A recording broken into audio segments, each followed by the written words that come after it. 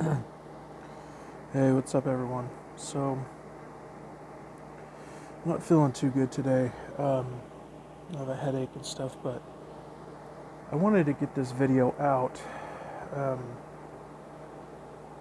so, there are a lot of videos about people having dreams and premonitions about the end times, um, about the second coming. And this is my story. So, about 2 months ago, I didn't talk about this because I didn't think it was very significant.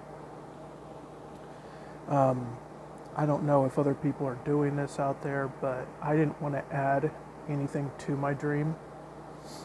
And it was a very short dream. It was very powerful.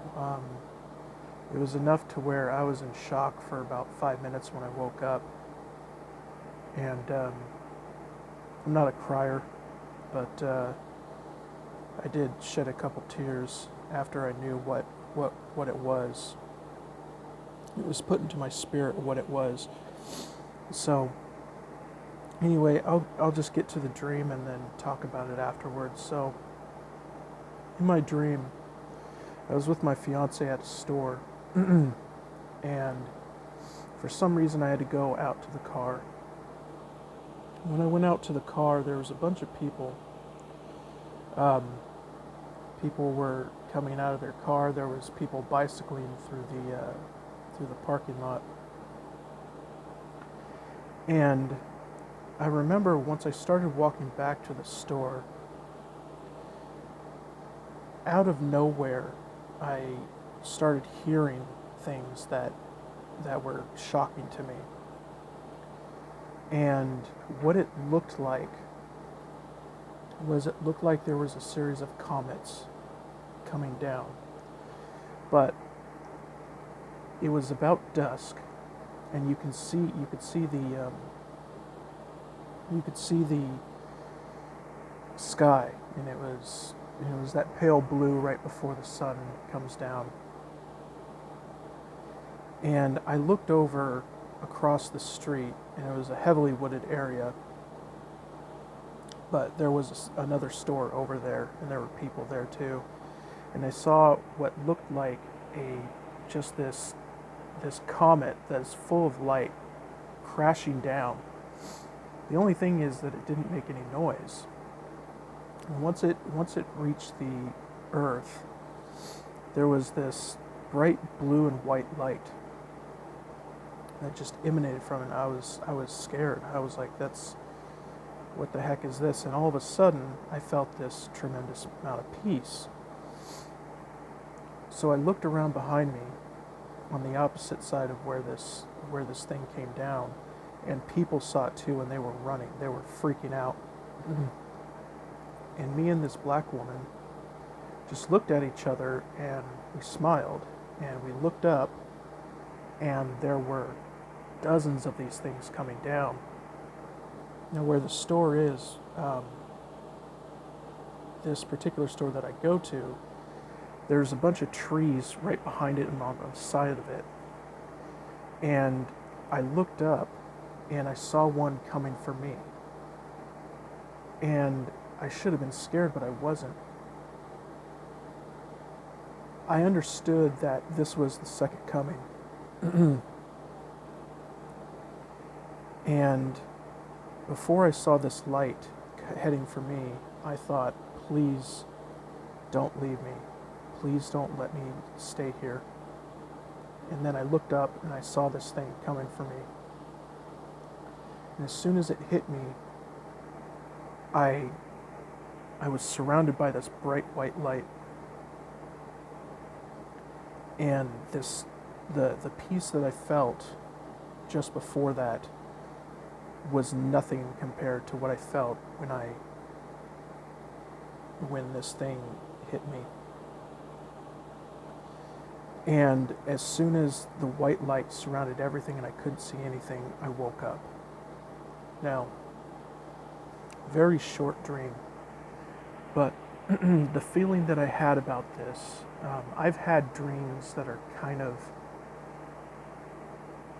that you could say are kind of like this, where the destruction of Earth and stuff, but nothing like this. And because there's a flood of these, visions and dreams online. Nobody can really verify if these things are true, and that's one of those things. Like, that's why I said I didn't want to add anything to the dream. I didn't want to say that I saw the dead rising beforehand or anything like that. But this dream, I don't think it was necessarily for me to tell others, right? I think this dream was to rekindle the fire in my spirit, and that's exactly what it did. Since this, I've already been saved and born again. But my relationship with God has gotten so much closer since then. People speak about how they wish that God would just open the sky and show his presence. They wonder, why do they do this through people who we can't verify? Why is it just a book that was written the earliest 100 AD, with John? Why is it like that? Why doesn't he just talk to us openly, and so even the atheists can hear? And since then, I've gotten a good sense of why that is, because this is all about free will. And God wants us to come to him in love, right? And he gives us chances to believe. Now, there's that saying, to those that believe, no evidence is needed. To those who don't believe, no evidence is enough. He knows who will not accept his message. And that's why I believe he puts them in certain points in history where it doesn't even matter if they hear the gospel, because he knows that they won't, right? But if he were to open up the sky today, what do you think would happen? Well, news outlets would cover it, everybody would be talking about it, and people who don't believe him, who are unrepentant sinners, who want to live in sin, who love their sin, and don't want to live in a place like heaven where there is no sin. There's people like that, heaven sounds boring to me, I want to be able to do what I want. Those people exist, and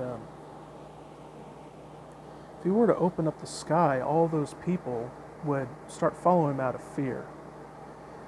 And if all of those people went to heaven, there would be multiple people there that would have the same mindset as Lucifer, right? They would start doubting eventually and start saying, if you don't want to love God, if you don't want to follow the law, then putting on an incorruptible body would be miserable, And so he doesn't open up the sky because, one, he knows far more than we do, but we can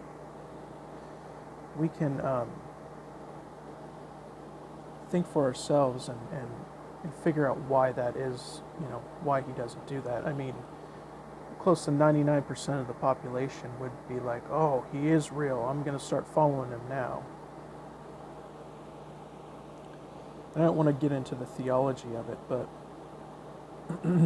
that's for later videos. But I wanted to share this because I just think it should be out there. Like I said, it's not something that's fantastical, but it meant a lot to me because I felt what I felt during that period after the dream. I don't get emotional very much. I have PTSD. I'm a former combat medic in the Army, did 2 tours in Iraq, and I have a lot of PTSD and stuff that I saw. So I don't get emotional very much. But that really struck me. And just wanted to share that with you guys. If you have any questions, let me know. But yeah, like I said, that's exactly what I experienced, and nothing more, nothing less. All right, I'll talk to you guys later.